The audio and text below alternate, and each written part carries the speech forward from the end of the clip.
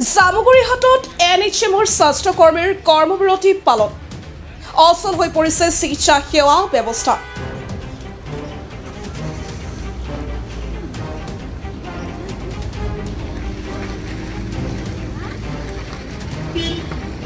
সমগ্ৰ ৰাজ্যৰ লগতে আজি জামুগুৰিহাটতো ৰাষ্ট্ৰীয় স্বাস্থ্য অভিযান মিছন সদৌসম স্বাস্থ্য আৰু কাৰিকৰী কল্যাণ সন্থা NHM All Assam Health and Technical Welfare Association NHM Assamৰ অধীনৰ স্বাস্থ্যকৰ্মীসকলে কৰ্মবিৰতি পালন কৰা পৰিলক্ষিত হৈছে উত্তৰ জামুগুৰি খণ্ড প্ৰাথমিক স্বাস্থ্য কেন্দ্ৰ এলেকাৰ এই স্বাস্থ্যকৰ্মীসকলে আজি জামুগুৰিহাটৰ ধলাইবিলৰ উত্তৰ জামুগুৰি প্ৰাথমিক স্বাস্থ্য কেন্দ্ৰৰ কাৰ্যালয় সন্মুখত 9 বছৰ পৰা 12 বছৰ পৰ্যন্ত হাতে হাতে প্লে কাৰ্ড লৈ চাকৰি নিয়মীয়াকৰণ দাবী উত্থাপন কৰি সমকামৰ বিপৰীতে সমদৰমহা আৰু সমমৰ্যাদা প্ৰদান আৰু কৰ্মচাৰীসকলৰ পেঞ্চনৰ ব্যৱস্থা কৰা দাবী উত্থাপন কৰি কৰ্মবিৰতিৰে অৱস্থান ধৰ্মঘটৰ কাৰ্যসূচী ৰূপায়ণ কৰে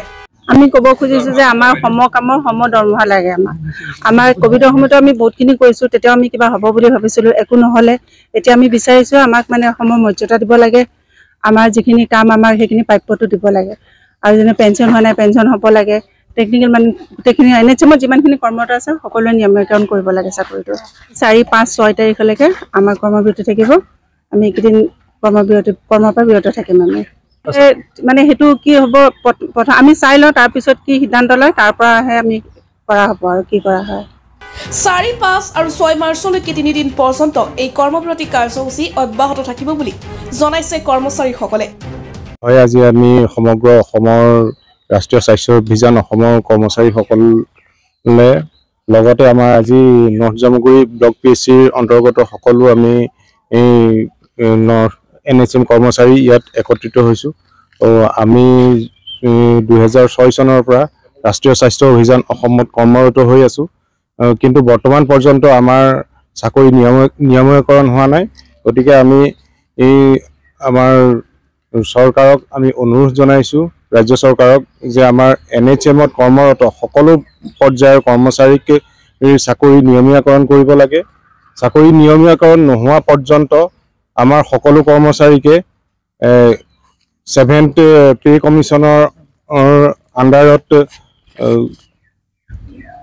দৰমহা দিব লাগে আমাৰ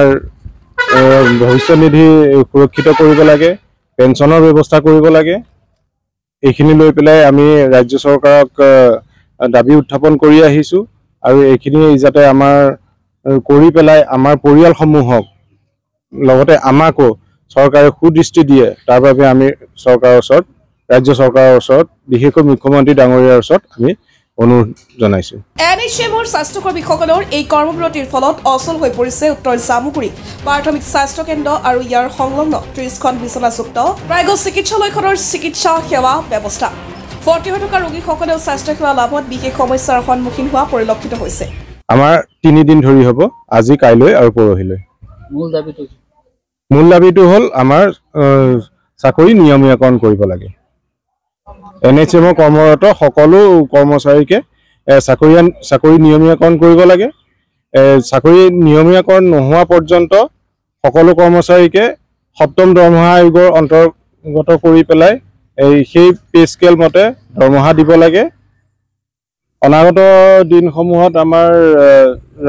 ৰাজ্যিক কমিটিয়ে যি সিদ্ধান্ত গ্ৰহণ কৰিব সেই অনুপাতে আমাৰ আন্দোলনৰ কাৰ্যসূচী চলি গৈ থাকিব আৰু এটা দাবী আমাৰ আছে যে সমকামৰ ভিত্তিত সমদৰমহা হ'ব লাগে ৰাজ্য চৰকাৰৰ অন্তৰ্গত আমাৰ অন্যান্য পোষ্টসমূহত যি এইটো হাৰত দৰমহা দি আছে সেই একে হাৰৰ দৰমহা আমাৰ NHM কৰ্মচাৰীসকলক দিব লাগে news text report the north east times